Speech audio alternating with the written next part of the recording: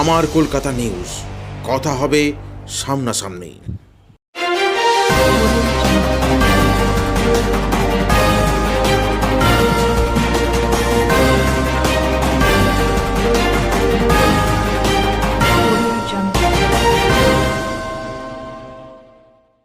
আজ চুঁচুড়া রবীন্দ্রভবনে বন্দে ভারত সংস্কৃতি পরিষদের উদ্যোগে সান্ধ্যকালীন অনুষ্ঠানে উপস্থিত হলেন রাজ্যের বিরোধী দলনেতা শুভেন্দু অধিকারী। উপস্থিত রাজ্যের সম্পাদক মণ্ডলীর সদস্য জেলা সভাপতি তুষার মজুমদার সহ অন্যান্য বিশিষ্ট ব্যক্তিবর্গ। অনুষ্ঠান শেষে সাংবাদিকদের মুখোমুখি হয়ে রাজ্যের মুখ্যমন্ত্রীর প্রতি কটাক্ষ ছুড়ে দেন। রাষ্ট্রবাদ এবং জাতীয়তাবাদের উপরে তাদের অনেক কার্যক্রম হয়। এর আগেও আমি একটি স্বাধীনতা দিবসের প্রোগ্রামে অংশগ্রহণ করেছি এবং তারা আজকে সান্ধ্যকালীন একটি মহতী অনুষ্ঠানের আয়োজন করেছে। আমি নিমাই বাবু, মিন্ময় ভাই সহ এই রাষ্ট্রবাদী এনজিওর প্রত্যেকটি কর্মকর্তাদের আন্তরিক শুভেচ্ছা অভিনন্দন জানাই। প্রথমে বলে রাখা ভালো, এটি রাজনৈতিক কর্মসূচি নয়, এটা কেবলমাত্র বন্দে ভারত সাংস্কৃতিক পরিষদের যারা সভ্য সমর্থক শুভানুধ্যায়ী তাদের কর্মসূচি। যেহেতু ডক্টর শ্যামাপ্রসাদ মুখার্জি ভারত কেশরী, আমাদের চিন্তনে মননে স্মরণে যিনি প্রাতঃস্মরণীয়, তাকে কেন্দ্র করে একটি ছোট্ট আলোচনা চক্র এখানে রেখেছেন। কয়েকটি সাংস্কৃতিক প্রোগ্রাম রাখা হয়েছে, তাই আমরা এই কর্মসূচি ক্ষুদ্র হলেও তার ব্যাপ্তি এবং মহত্ব গুরুত্ব বিবেচনা করে এখানে এসেছি। আমি ধন্যবাদ জানাবো ডক্টর শ্যামাপ্রসাদ মুখার্জি রিসার্চ ফাউন্ডেশনের গোটা দেশব্যাপী যিনি নিষ্ঠার সঙ্গে কাজ করছেন এবং রাষ্ট্রবাদ ডক্টর শ্যামাপ্রসাদ মুখার্জি তার অতীত আমাদের বর্তমান প্রজন্মের কাছে তুলে ধরার কাজ করছেন। বিশিষ্ট শিক্ষাবিদ ডক্টর অনির্বাণ গাঙ্গুলিকে, তাকে আমি যথাযথ শ্রদ্ধা এবং সম্মান জানাব। বিশিষ্ট রাষ্ট্রবাদী প্রচারক সাথী দীপাঞ্জন গুহ রয়েছেন এবং আরেক সতীর্থ সমাজসেবী মাননীয় তুষার মজুমদার সহ অন্যান্যরা রয়েছেন। প্রেস মিডিয়ার অনেক বন্ধুরা এসেছেন। যদিও আমরা এই মঞ্চের মধ্যে রাজনৈতিক বক্তব্য রাখবো না, আপনাদের যদি কোনো প্রেস বাইট বা অন্যান্য কিছু থাকে সেই মঞ্চের বাইরে আপনাদেরকে সহযোগিতা করব। সেই বিষয়ে আপনাদেরকে একটি কথা বলে আমি আমার ক্ষুদ্র সংক্ষিপ্ত বক্তব্য শেষ করব। কারণ আপনারা জানেন যে ডক্টর শ্যামাপ্রসাদ মুখার্জির জন্ম 1901 সালের 6 জুলাই হয়েছিল। আমরা হুগলি জেলার প্রাণকেন্দ্র চুঁচুড়ার এই সুন্দর হলে অনুষ্ঠান করছি। এখানে জিরাটেই তাদের যে পিতৃপুরুষের বা তাদের পরিবারের এখানে তাদের সমস্ত কিছু যুক্ত ছিল এবং তারা এখানকারই বাসিন্দা ছিলেন। পরবর্তীকালে তারা কলকাতার ভবানীপুরে শিফট করে যান। তাই হুগলি জেলার জিরাট গ্রাম এবং হুগলি জেলার নাম ডক্টর শ্যামাপ্রসাদ মুখার্জির বিষয়ে আলোচনা করতে গেলে বারে বারে আসে। এই মহামানব মাত্র 52 বছর জীবিত ছিলেন। আমরা যেমন নেতাজির অন্তর্ধান রহস্য আজও তার সঠিক উত্তর পাইনি বা কাউকে দিতেও পারি না, ঠিক একইভাবে ভারত কেশরীর মৃত্যু রহস্য এখনো আমাদের কাছে অজানা এবং তার মাতৃদেবী তৎকালীন প্রধানমন্ত্রী জওহরলাল নেহরু বা জম্মু কাশ্মীরের তৎকালীন মুখ্যমন্ত্রী শেখ আব্দুল্লাহর কাছে বারে বারে আবেদন করা সত্ত্বেও তার এই রহস্য মৃত্যুর কোনো তদন্ত আমরা দেখতে পাইনি। আমি বিশেষ কয়েকটি বিষয়ে তার অবদানের কথা উল্লেখ করব, কারণ এত বড় একটা বটবৃক্ষ, তার সম্পর্কে এই 5, 7, 8, 10 মিনিটের মধ্যে বক্তব্য দিয়ে শেষ করার কোনো সুযোগ আমাদের নেই। প্রথমত তিনি সবচেয়ে কম বয়সে কলকাতা বিশ্ববিদ্যালয়ের সেনেট সদস্য ছিলেন, মাত্র 22 বছর বয়সে। তিনি একমাত্র ব্যক্তি যিনি কলকাতা বিশ্ববিদ্যালয়ে ইংরেজি রাষ্ট্র মানে আন্তর্জাতিক ভাষার সাথে সাথে আমাদের বাংলা ভাষার প্রথম তিনি স্বীকৃতি কলকাতা বিশ্ববিদ্যালয়ে উপাচার্য হিসেবে তিনি চালু করেন।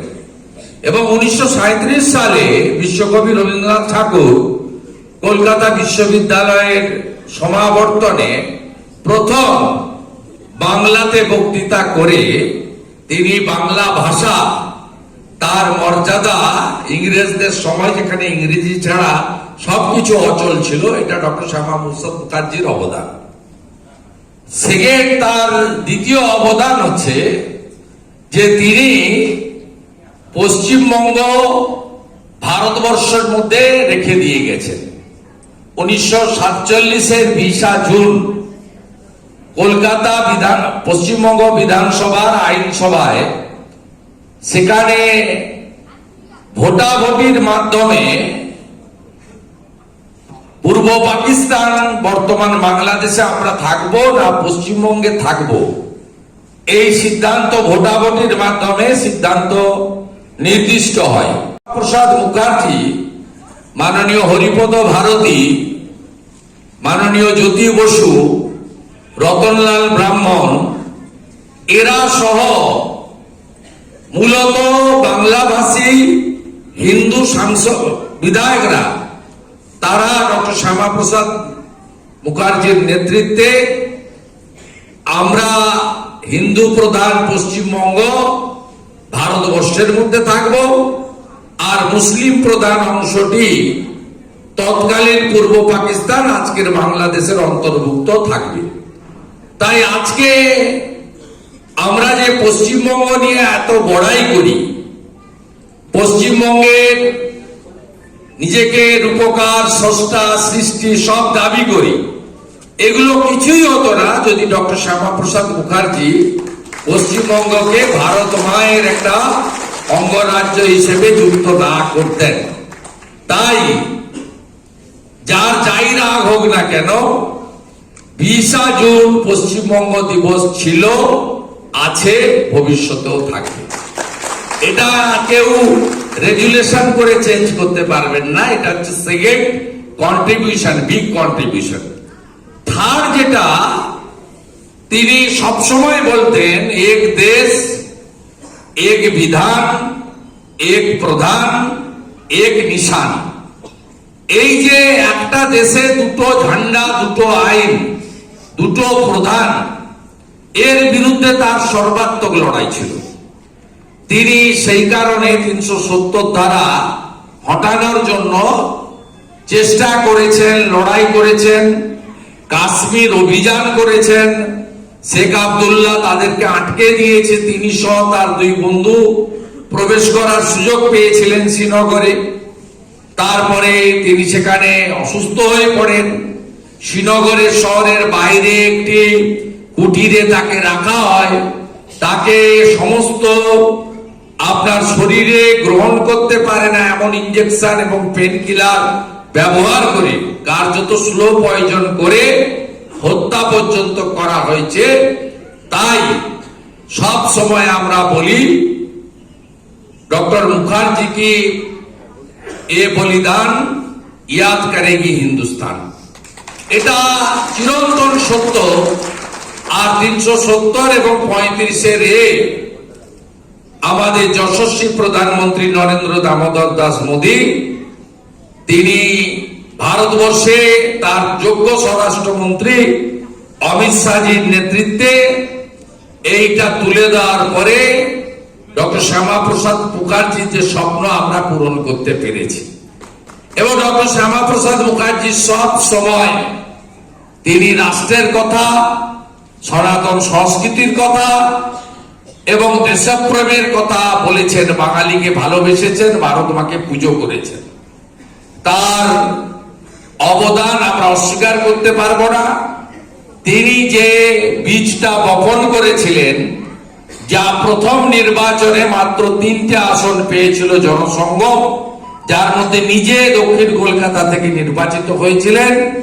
পরবর্তীকালে সেই জনসংঘ যা আজকে ভারতীয় জনতা পার্টি, সেই পার্টি আজকে 300-র উপরে আসন জিতে মানুষের আশীর্বাদ নিয়ে দেশ এবং দেশের উন্নয়নের কাজ করছে, ভারতকে বিশ্বগুরুতে পরিণত করার কাজ করছে।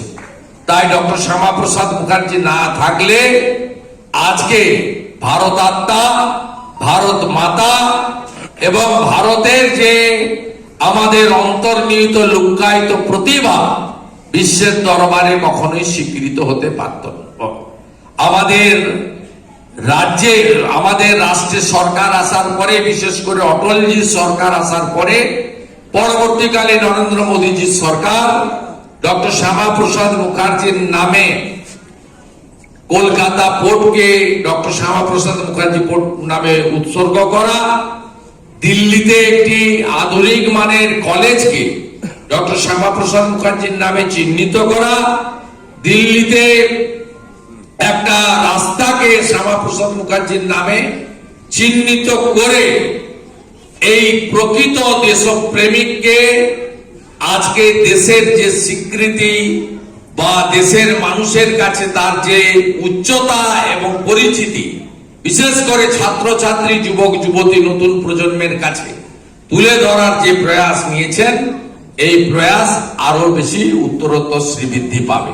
আয়োজকদের ধন্যবাদ জানিয়ে, স্বজন মন্ডলী, সুনাগরিক বৃন্দ যারা এই ছোট্ট অথচ মহতী অনুষ্ঠানে অংশগ্রহণ করলেন, তাদের প্রত্যেককে আমি ধন্যবাদ জানিয়ে আমার কথা শেষ করলাম।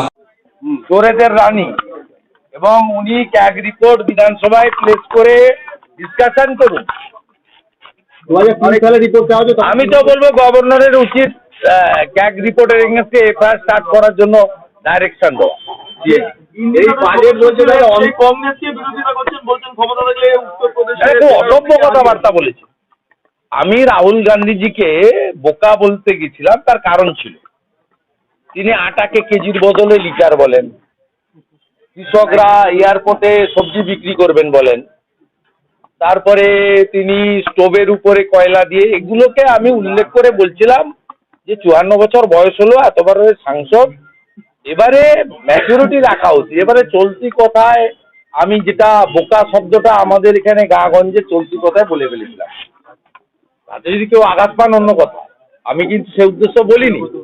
কিন্তু আপনারা যে মমতা ব্যানার্জির হয়ে জয়রাম রমেশ এবং মল্লিকার্জুন খাড়গেরা মমতার কার্যত পায়ে পড়ে যান, আর মনোজ সিংভিরা যেভাবে চোরেদের বাঁচানোর জন্য উঠে পড়ে লাগেন, আজকে তো রাহুল গান্ধীকে বিড়িখোর বলেছে। আমি আশা করব আমার বিরুদ্ধে যেমন এফআইআর করছিলেন আর মিছিল টিছিল বের করছিলেন, কাল থেকে মমতার বিরুদ্ধেও এটা করবেন। মমতা আজকে তিনি বিড়িখোর বলেছেন। এই রাহুল গান্ধীর বাবা যদি না থাকতো, এই মমতা ব্যানার্জিকে কেউ চিনতো না। রাহুল গান্ধীর বাবা স্বর্গত রাজীব গান্ধী এই মমতা ব্যানার্জি একটা লোক তাকে চিনিয়েছে। এ তো বেইমানি রন্ধ্রে রন্ধ্রে। আর যখন ফ্যা করে ঘুরছিল 98 সালে, তখন অটল বিহারী বাজপেয়ী না থাকলে রাস্তায় ঘুরতে হতো। অর্থাৎ স্বাভাবিকভাবে যাদের কাছ থেকে উপকার পেয়েছে তাদেরকে ব্যক্তিগত আক্রমণ করা, কদর্য ভাষায় আক্রমণ করা, মুখে বেলাগাম আক্রমণ করা, এটা ওর ক্যারেক্টারের মধ্যে পড়ে। আর আমি ওকে বারে বারে বলছি, মাছ, হোটেল, বাস, পেট্রোল পাম্প একটাও আপনার বা আপনার পরিবার আমাদের দেয়নি। আপনার ক্ষমতা থাকলে আপনি 4 বছর আমার পিছনে লেগে আছেন, কিচ্ছু করতে পারেননি। আপনাকে আমি চ্যালেঞ্জ করছি, আপনার যদি ক্ষমতা থাকে কিছু করে দেখান। আর আমিও যদি শুভেন্দু অধিকারী হই, আমি যদি বাংলার মানুষের পালস বুঝে থাকি, আপনাকে আমি কম্পার্টমেন্টাল করেছি, প্রাক্তন মুখ্যমন্ত্রী করে আপনাকে ছাড়বো। আপনাকে বাটিয়ে নিয়ে কালীঘাটের মন্দিরের সামনে বসতে হবে। আপনার শেষ পরিণতিটা এটাই হবে। অন্তর্বর্তী বাজেট এটা অন্তিম বাজেট, মুখ্যমন্ত্রী বলছেন এটা অন্তিম বাজেট, এখানে কি অন্তিম বাজেট কথা নেই। মানে সেন্ট্রাল যে বাজেট অন্তর্বর্তী এটা যে অন্তিম বাজেট আগলি বার 400 পার। ছত্তিশগড়, মধ্যপ্রদেশ, রাজস্থান ভোটের আগেই এ যখন ভবিষ্যৎবাণী করেছে জেনে রাখুন মোদিজি 400 পেরিয়ে গেছে। এ ফুটবল নিয়ে গেছিল কিরণময় নন্দের পাল্লায় পড়ে আপনার উত্তরপ্রদেশে গিয়ে এতগুলো চন্দন মাথায় লেপেছে বারাণসীতে, এরকম করে 2 হাত দিয়ে চন্দন ঘেটেছে, ঘেটে দুধের বালতি ঢেলেছে, দিয়ে যতগুলো সিটে প্রচার করেছে মুলায়মের ব্যাটার হয়ে সবগুলো সিটে হেরেছে, গোয়ার হেরেছে। তারপরে এ যেখানে যাবে হারবে। আমি আপনাকে বলে দিলাম এই ছত্তিশগড়, রাজস্থান, মধ্যপ্রদেশের আগে বলেছিল ये तो सेमीफाइनल है, आप हरा दीजिए बीजेपी को, हम लोग मोदी को हटा देंगे। তা তো ছত্তিশগড়, মধ্যপ্রদেশ আর রাজস্থানে সেমিফাইনালের ফল তো সবাই জানে। হেমন্ত সোরেনের পাশেও দাঁড়াচ্ছেন, গ্রেফতার হয়েছে হেমন্ত সোরেন। মমতা ব্যানার্জিকে বলবো ক্ষমতা থেকে বারাণসীতে গিয়ে মোদিজির বিরুদ্ধে লড়ুন না, আপনার কত দম আছে বলবো। মোদিজি অনেক বড় ব্যাপার, হিমালয় পর্বত। আমার সঙ্গে লড়ে যে পারেনি সে মোদিজির সঙ্গে। সিপিএম নাকি বিজেপির বন্ধু, আজকে মুখ্যমন্ত্রী অভিযোগ করছেন সিপিএম নাকি বিজেপির বন্ধু। এ উল্টো পাল্টা কথাবার্তা বলে। হ্যাঁ, no vote to BJP, no vote to Narendra Modi করে, ওই জন্য যাদবপুরের অ্যান্টি ন্যাশনালদেরকে উনি পুষে রেখেছেন ওখানে। যাদবপুরে টুকরে টুকরে গ্যাংকে প্রো পাকিস্তানিদের উনি লালিত পালিত করে ওখানে খাইয়ে রেখেছেন। আমার বিরুদ্ধে এফআইআর করার জন্য যাদবপুরের ওসি হাইকোর্টে যায়, আর আমার গাড়ি আক্রমণ করতে আসে মাওবাদী নাম নিয়ে, তাদেরকে মুখ্যমন্ত্রীর ফোনে রাত্রে ছেড়ে দেওয়া হয়। কে কার বন্ধু সবাই জানে। ক্ষমতা থাকলে উত্তরপ্রদেশে যাক না, পশ্চিমবঙ্গে কেন র্যালি হচ্ছে? পশ্চিমবঙ্গে কেন র্যালি করছে রাহুল গান্ধী? মানে উত্তর কংগ্রেসকেই দিন। কংগ্রেসের লোকরা তো যেমন অধীর চৌধুরীরা বহরমপুরে এসে বিপ্লব করে, আবার দিল্লিতে গিয়ে পয়লা ভাইপোর সঙ্গে মিটিং করে। 4 বার সোনিয়া গান্ধী, রাহুল গান্ধীরা মমতা ব্যানার্জির সঙ্গে ইটিং ফিটিং সিটিং করেছে। পাটনায় করেছে, বাঙ্গালুরুতে করেছে, মুম্বাইতে করেছে, সম্প্রতি দিল্লিতে করেছে। এর উত্তর এই কংগ্রেসীদেরই দিতে হবে। আমরা ভারতীয় জনতা পার্টি পশ্চিমবঙ্গে ডবল ইঞ্জিনের পক্ষে লড়াই করছি। পশ্চিমবঙ্গের মাটিতে স্বাধীনতার পরে কংগ্রেস টেস্টেড এবং রিজেক্টেড, লেফট ফ্রন্ট টেস্টেড এবং রিজেক্টেড, টিএমসি টেস্টেড এবং কার্যত উডবি রিজেক্টেড, কিছুদিনের মধ্যে রিজেক্ট হয়ে যাবে, কিন্তু বিজেপি নট ইয়েট টেস্টেড। আমরা ভারতীয় জনতা পার্টি ডক্টর শ্যামাপ্রসাদ মুখার্জির মাটিতে ডবল ইঞ্জিন সরকার, রাষ্ট্রবাদী সরকার করতে চাই, যে সরকার সুরক্ষা দেবে, সুশাসন দেবে, যে সরকার বেকারদের হাতে কাজ দেবে, যে সরকার রামরাজ্য দেবে। রামরাজ্যর মানে হলো হাতে কাজ, পেটে ভাত, মাথায় ছাদ। সিএ আর এনআরসি আর অন্যদিকে বিএসএফ নিয়ে এত উদ্বিগ্ন কেন মুখ্যমন্ত্রী? সিএ ওনার কাছে খবর আছে যে সিএ পোর্টাল চালু হতে চলেছে। আইন তো আগেই হয়েছে, রুল ফ্রেম হয়ে গেছে, ফেব্রুয়ারি মাসেই এক্সিকিউশনের দিকে যাচ্ছে ভারত সরকারের গৃহ মন্ত্রণালয়। এবং যারা হিন্দু বাঙালি বাংলাদেশ থেকে ধর্মীয় কারণে উৎপীড়িত হয়ে এসেছেন, যেমন আমার মাকে বরিশাল থেকে তাড়িয়ে দেওয়া হয়েছে, ঠিক এইভাবে যারা বাঙালি হিন্দু বাংলাদেশ থেকে খেদিয়েছে, ওরা এক কাপড়ে পালিয়ে এসছে, তাদেরকে সহ নাগরিকত্ব নরেন্দ্র মোদীজির কমিটমেন্ট, অমিত শাহজির তৈরি করা আইন কার্যকর হতে চলেছে। এবং এক্ষেত্রে আগের আইনের রুলে কালেক্টরেটদের হাতে ছিল, এবার কেড়ে নিতে চলেছে ভারত সরকার। সরাসরি আপনি অ্যাপের মধ্য দিয়ে আপনার এনরোলমেন্ট করতে পারবেন, আপনাকে ভারত সরকার আপনাকে সমনাগরিকত্বর সার্টিফিকেট প্রদান করবে। এটাতে আতঙ্কিত মমতা বন্দ্যোপাধ্যায়, কারণ পশ্চিমবাংলার 2 কোটি বাঙালি হিন্দু, তাদের 1945 সাল থেকে কেপি ঠাকুরের নেতৃত্বে যে লড়াই, সেই লড়াই সফল হতে চলেছে এই ফেব্রুয়ারি মাসে। এর থেকে বড় প্রাপ্তি কিছু নেই। তাই মমতা ব্যানার্জি আতঙ্কিত যে আমার সিটগুলো সব গেল, আর এখানে 35 হওয়া মানে পরের দিন মমতা ধপ, তারপরের দিন বিজেপির সরকার। আমার কলকাতা নিউজ, কথা হবে সামনাসামনি।